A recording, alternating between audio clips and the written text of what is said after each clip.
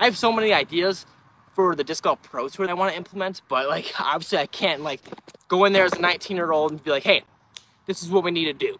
On October 22nd, 2017, I uploaded my first disc golf YouTube video of what I can only call as passion. A 17-year-old that caught the disc golf bug I'm sure we're all too familiar with. Who would have thought a random summer night playing a round of frisbee golf with two of my uncles would turn into the three of us surpassing 18,000 subscribers on YouTube in just a year's work. Throughout the rest of my time in high school, I spent it carrying a homemade tripod around my local disc golf courses, rambling on about some nonsense that was on my mind, or making a fool of myself with whatever the this was. Fast forward to 2019 when my uncle would take me to my first ever professional disc golf event, that year's World Championships in Peoria, Illinois. With little media happening in disc golf at the time, I felt it was my duty to help inform fellow fans of each day's rounds. So after round 1, I made my first ever hostage video. Joking, YouTube, sorry. It was my first attempt at a daily round recap, and it was bad. Day 2, now with the help from my uncle, tried again in a better version of the vision. Although we never perfected the goal, every single day we tried our best to put out a better video than the day before, and we were successful in that at least. Every day we would arrive early to the course with the other fans, and this was after the round we would play each morning.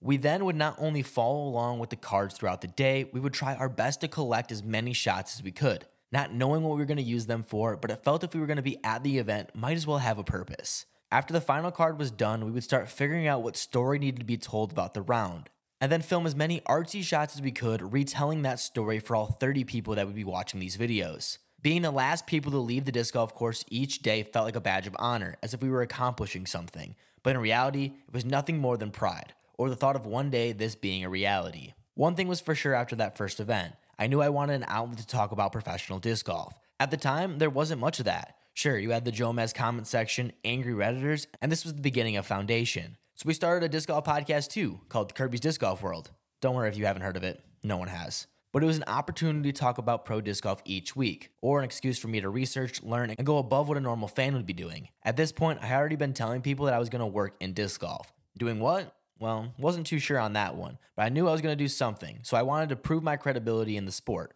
But no one could take away the fact that we recorded over 100 episodes, had interviews with pros, and whatever else bullshit I could stuff into the anything else section of every dgpt job application. Still, for the next 3 years, I continued the podcast with my uncles. Oh, and it was at this time they were coined Swiss cheese and disc golf Jesus. I'm sure you heard of them. We tried about every kind of disc golf videos possible, from playing dope courses, challenges, form reviews, disc reviews, shit, we even did food reviews. Can't forget about this fucking thing either. Nothing was working to say the least. In 2022, the boys drove to my favorite place in the US, Emporia, Kansas, for the World Championships. This was the moment I decided to make the switch from Kirby's Disc Golf World to just the Disc Golf World. It was then the focus on pro content was taken seriously, as that was the original mission in 2019. After that weekend, we nearly tripled the channel subscribers with our pro-focused content. Funny enough, it was the 2 videos we made that Worlds that are the most popular videos still on the channel to this day, with one over 200,000 views. Don't know what the hell happened there. But after 3 years of what seemed to be getting us nowhere, it took us a weekend to just get over 1,000 subscribers. With the 2023 season approaching soon, Swiss and I started making videos opposed to the podcast form we'd been so used to. Still experimenting with styles, we found that videos were using complete B-roll worked the best. All of a sudden, we were getting 1,000 views here, 5,000 views over there, and then boom, 40,000 views. It was at this point we realized our style. What it boils down to is taking us out of it. When our egos are removed, it allows for the disc golf to shine. I know the offseason ruined that a bit because we had to interject more of our opinions on things. However, we tried our best to present options or what the ideas being shared around the community were feeling, opposed to just what we felt. And if we sucked at that,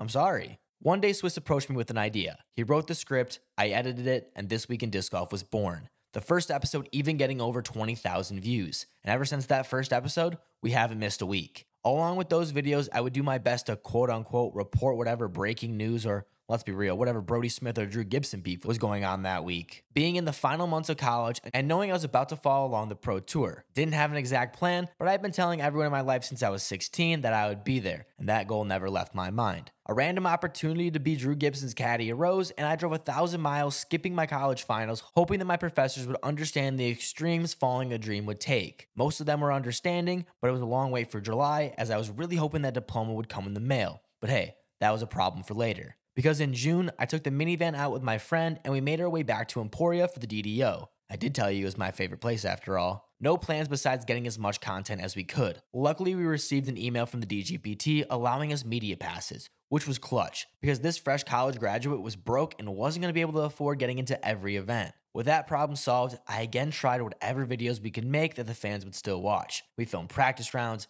giveaways, you name it, but nothing was working. Well, besides Twig and the recap videos we started that would eventually be named the Weekend Wrap-Up, the new weekly Monday show that still happens every week. Essentially, we wanted a quick way to relay the necessary information to tell the story of the past event. I found that disc golf media isn't optimized for the YouTube platform. What I mean by that is I really don't think an hour and a half is the most optimal way to consume disc golf, and that's only if you want to watch the final round. Don't even get me started on live. Personally, I consume all of it when I can, but I would say I'm a diehard disc golf fan. Shit, I lived in a minivan for 3 months for it. I feel as if we want to get more of the casual fans to fall in love with the sport, there needs to be a way to trap these people so they can keep coming back. And frankly, the media out right now, I don't see that happening. But with our style, you'll know every single thing you could possibly need to know going on in disc golf, from events, social media posts, the latest drama, or literally everything else you would need in 15 minutes or less every week. In the time you could watch the front 9 of a disc golf tournament, you can now watch a complete breakdown of the season. Now, after someone happens to binge a few of those, I think they would be way more inclined to sit down and watch 4 hours of live.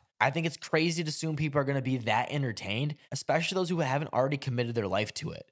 But it's not insane for someone to watch a 10-minute YouTube video, then fall down a hole and want to find even more content. Never in a million years would I say get rid of the options that we have. We need those part of the sport too, but neglecting a shorter version just seems dumb to me. And to say it doesn't work is stupid, because we proved people like this style of content already. Shit, DGPT, we're already going on a tour. Hit us up and let us do what we do for you. Swiss and I traveled the country in a minivan for 3 months with the only mission of pushing out the best content as we possibly could. We're proud of what we were able to accomplish with having no idea what was going to happen at the start. And if you want to hear all about the adventures we went through, check out our tour stories. We break down each event and what we had to do to survive. Well, in 2024, we know what to expect and plan to go even bigger and better. The boys are headed down to Florida in a week for the Chess.com Invitational, and then we'll be at every event in Texas. That's all locked in, and we plan on continuing the trip as long as we can, but as most of you know, we're funded by you guys, so the more support, the longer we can go. We put every dollar back into the trip, so thank you guys so much.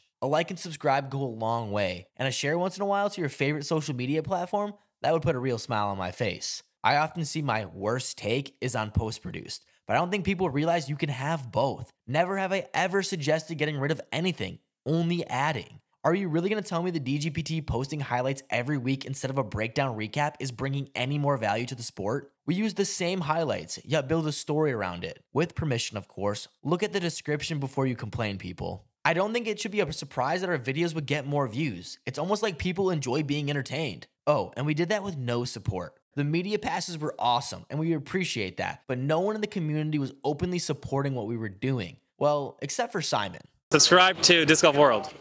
Quick shout out, Disc Golf World on YouTube, one of my favorite news disc golf shows. If you like updates and reviews and everything, I recommend. I had to hear from more people behind our backs of how they didn't like us, yet lie to me in my DMs. You can say and do whatever you want at this point, but nothing will stop Swiss and I from doing what we love. I started making disc golf videos in 2017 out of passion, and that hasn't left in 7 years. And I still do what I love. Thank you to everyone who's been with us on this journey. It truly means a lot to us. We'll continue with our goofy ass selves until the paycheck is big enough to sell out, of course. Joking, unless someone out there is really listening. I was originally going to be talking about this video, about the content creator panel at the Northeast Disc Golf Expo, but I decided not to watch it and talk about my experiences instead. If you enjoyed, make sure to drop a like and subscribe. It's the easiest way to support the disc golf world. And if you want to hear about Swiss and I living in the minivan at USDGC, check out the video right here.